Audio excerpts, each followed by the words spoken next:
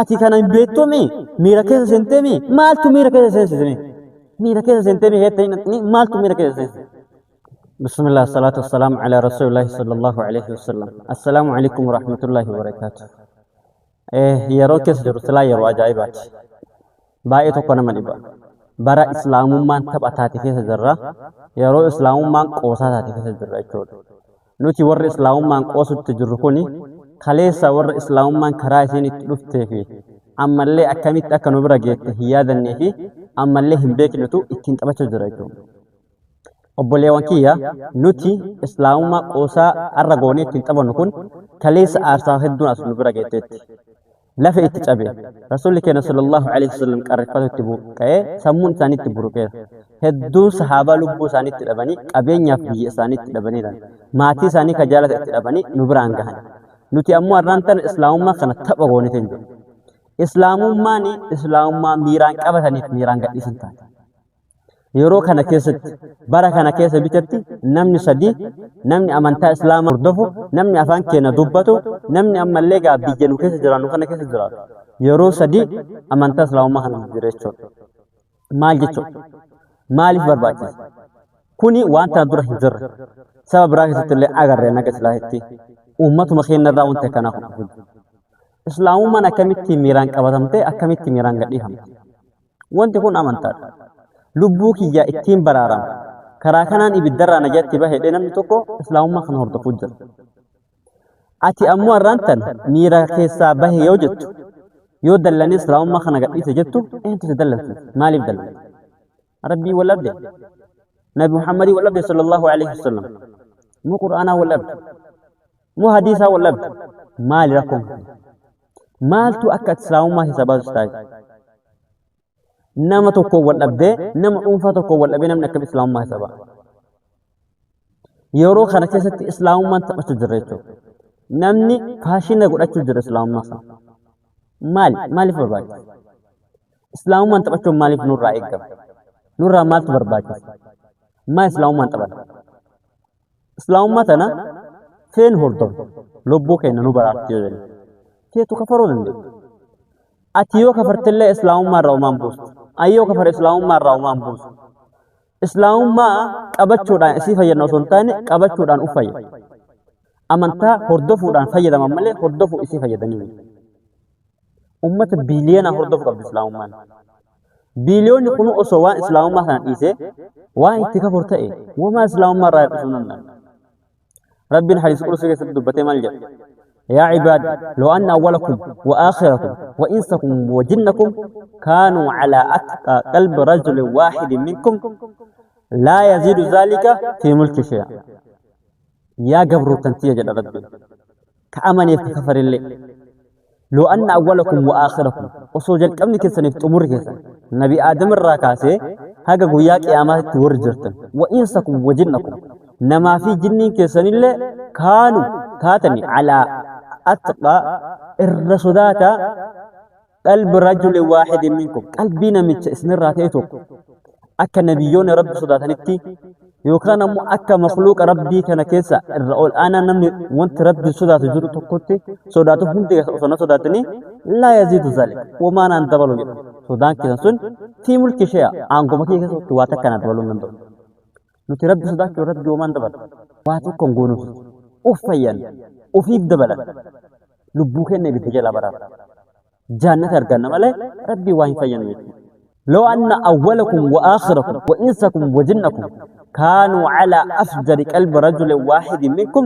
لا ينقص ذلك من ملك شيئا وصوج الكمن كيسن في آخر كيسن نمني كيسن الجني كيسن اللي الرجلتها قلبي مخلوق ربي أميك نكيسة تكتاتني الرجلتها إبليس كتا اللي أوتو جلتن يوكان أكا فرعوني تلي أوتو كجلتن تأيتين جده لا ينقص ذلك سوى ما نراه الأشياء هنقوك يرواتك رد بالروات سنن نبني قريني إسلام ما كان قبتشو وإسلام ما فيدوه ومسلموت فيدوه بري أتش الرسلاتوه وان هجدت سيمك قافتة ممالي عبيلة شنقافتة أتش اللي تنقافتة waan daa'imummaa keetii guddisa si balleessu akkasumallee karaa irra si kaa'uu dhabu waa si barsiisuu dhabu yoo abdee gaafatame malee eegati jabaatte booda sima itti gaafatama. Guyyaa waa takka waliin fayyadu. يوم لا ينفع مال ولا بنون إلا من أتى الله بقلب سليم. Guyyaan qiyaamaa guyyaa kamiiti? Guyyaa qabeenya si fayyannee fi akkasuma haatiiniif abbaan hankeellee ilmaan illee waliin fayyanne jechuudha. Guyyaa ilmoon haadha fayyaduu hin dandeenye abbaan fayyaduu hin dandeenye. Numaan nu fayyadaa nu quuxise. Muslima maal fayyadaa muslima quuxise. Islaamummaa ati keessa bahu maal irraa dhistaa islaamummaa kana quuxise. Waa takka. Kanaan ammoo hin sobamin. Ufin sobinaa obboleewwan kiyya. Gubattanillee isinu jannata argatanillee isinu bu'aan mataa keessaniiti. Namni wallaanaan jannatatti jiru hin jiru. Warri islaamummaa keessa waggaa 24, waggaa 25, waggaa 30 teettanii gabbaatanii Allahu sheexana jettan. Subhaanallah. Si asiin fayyama qabdanii. Maal jechuu? Islaamummaan dukkana jedhu.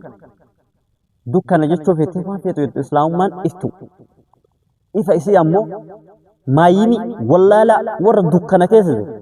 Warra baratee waa takka sammuu keessaa hin qabne akka keessanii akka kenna kanaa miti beektota hedduutu ragaa beeraa islaamummaan.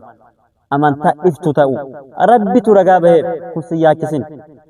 Feetu dukkana jetta feetu ifna nayi. Ifa jechuun kan kellee ibsu islaamummaa. Dukkana jechuun kellee dukkana ibsu islaamummaa.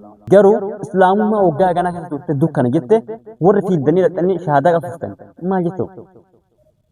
Nama waggaa agas islaamummaa keessa ture adda islaamummaan gabbayee dukkana jedhu fiiddee maal dhaqee shahaadaa qabsiisa. Maaliif jala fiiddan? Faashina taasisuu jirtanii bara. Gabbayee namni rabbii waggaa haganaa gabbaraa ture ka abboonni isaanii gabbaraa ture akkamitti gabbayee sheexana jedhu. Innaa illaahi wa innaa ilaihi raaji'uun. Nuti kana ayu jala sene ati kana beektu mi miira keessa sentee mi maaltu miira keessa seensise mi miira keessa sentee mi heettee ni maaltu miira keessa seensise maal hubatu miira keessa seensise akka inni rabbiin akkas jedhu isa taa'e akka inni islaamummaa kanaan gabbayee akkana jedhu maaltu isa taa'e wallahi ajaa'iba qabdanii bara warri kafartanillee amantanillee nama ajaa'iba warri dhaqanii fiiddanii islaamummaa qabsiisanillee nama ajaa'iba. Islachuun maatabaadha. Islaamummaan dhugaa siyaachis banaani kaafira daawaa godha. Kaafirri baay'ee ka islaamummaan beeku. Ka waan islaamummaa quban qabne hedduutu isaanuu amansiisa. Nama gabbayee islaamummaa addaan tana keessaa boqan itti cadhisa. Irraa cadhisa. Miira keessa seenee mire akkuma miiraan seenee miirumaan haa ta'u. Qanii uf dadhabe immoo yookaan miirumaan haa ba'u. Isinarra gaffiiddanii nama tokko abbuu mangistii kenna mootummaa kenna jabaa kenna ati akkanaati amala qabeessa kenna kootu islaamummaa keessaa hin bayne islaamummaan si fakkaata atillee islaamummaa fakkaata kootu jettan jala fiiddanii sheekiinillee akkasuma barsiisaanillee barataanillee fiiddanii wakabaaf feemisoonnillee jala fiiddan jechuudha. Fuutanii asit deebistan tokkollee boru fiigee achi ba'a fiiddanii jala dhaqan maa jechuudha. Osoo isin qanii murtugootoo amantaa kana keessaa bahu dhaqanii birriin bituu dhabdanii dhaqanii jala fiiddanii yaa mootummaa kenna ati nama jabaa kenna ati amala qabeessa kenna islaamummaan teenna sima fakkaattii yoo kootu jechuun dhabdanii maama bayaan gabbayeetti hin dabalan. Muhammad bayaan gabbayeetti an kaafiran jedhu waggaa meeqa islaamummaa barsiisaa ture waggaa meeqa islaamummaa keessa ture waggaa meeqa islaamummaa qabeeko gabbayee amantaa teessanuu isinii dhiise. Maal jechuun wallaala radaan ga'a. Barachuun beekan amantaa si bara. Waa qara'uuni waa barachuun beekan amantaa si. Namni silaa namni isarraa laalee innu lakki osoo namni akkanaa godhe abbo likkiin jirtu ati islaamummaa namaaf hordoftaa kootu namaan jedhu gabbayee islaamummaa isinii dhiisa jedhee keessaa ba'e. Jala fiiddanii qabdanii hiitanii lottaniini fuutanii islaamummaa isa deebisan. Galatooma. Islaamummaa yaddan islaamummaa uwwama abdan maasha Allah rabbi sinirraa haa jaalatu. Isin birrii kana birrii namaan bituuf kaatantu jira moo?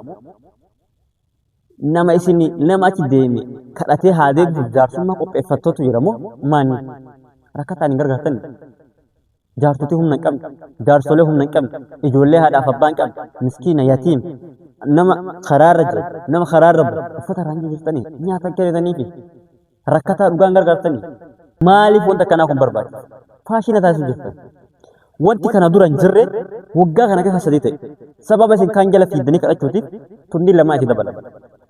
osoo isin gaafas qanii murti guutoon islaamummaa keessaa bahu jala fiigdanii koottu nu deebi'e waa akeenya jechuudha dhabdanii adda kuuwwan jala fiigeetti akkas hin ta'u waggaa dhufu nama 30 isin eeggan akkana ta'u deemu barana nama 3 waggaa dhufu nama 30 tuyyuu kafaree dhaxxanii kadhattanii deebisuu hin danda'u yoo maaltu isin ilaalatu osoo wallaalaa ta'e dhuga nama waa hin beekne fakkeenyaaf nama islaamummaa keessa hin jiru islaamummaa keessa ud'u ilaa sabiili rabbika bil hikmati wal maw'izati hasanaa ya rabbi dhugaad amala gara rabbii keetti waamu wantu sirri nama akkamii waamta akkasitti nama islaamummaa hin beekne nama qur'aana kana waan isaa hin beekne nama rabbii waan isaa hin beekne yoo ni gabbee islaamummaan dukkana jedha bari islaamummaan ta'e ifnaa rabbiin qur'aana keessatti akkana jedha rasuulli hadiisaan akkana jedhani bar kitaabummaa keessanuu akkana jedha jettee itti himtee fudhachiif bifa amala qabeessa ta'e bifa nama hawwatu itti himtee jechuudha fudhachiif yoo rabbiin keessanuu rabbii miti sheexananis hin jedhe subhaanallah lakki akkasii miti bar rabbiin rabbi kasillee uume kanallee uume ragaan kanaa bar kitaabni keessanuu akkana jedha jettee itti himtee amansiisuun waan gaarii kana maw'izaan hasanaan kana malee nama waggaa meeqa islaamummaa keessa ture amira keessa seenee islaamummaa gadhiise siniin jedhu lakki miira keessaa bahi kootummaa jechuudha wallahi islaamummaan taphachuu jirti waan islaamummaa yaaddasni fakkaataan hin yaadni islaamummaan taphachuu jirti qoosaa isaatti islaamummaa yeroo maaliif tokko amma boru gabbahee kallattii ittiin beekamu fuulli isaa ittiin mul'atu yoo dhabe gabbaheetuma an kafare jechuun ni ga'a maali ree uummanni keenya kun hoolaa mireesudha hoola wallaahi warra miidiyaa kana fayyadamu namni gaggaarii illee akkuma jiru baay'ee isa baasee olana hoola uummata garuma ari'antiif wama jedhan dhagahu beektanii joobiraa fi rumicha bakka raqaatiin dhaban bakka raqni jiru bakka waati du'an bakka lafeen jiru dhaban girrisee bakka jiru ka dura naannoo san ati kitee guyyaa takka argitee hin beekne bakka inni dhufeen argitu hundi isaa achi wal ga'a raqarra wal fixa jechuudha namni keenyas akkasuma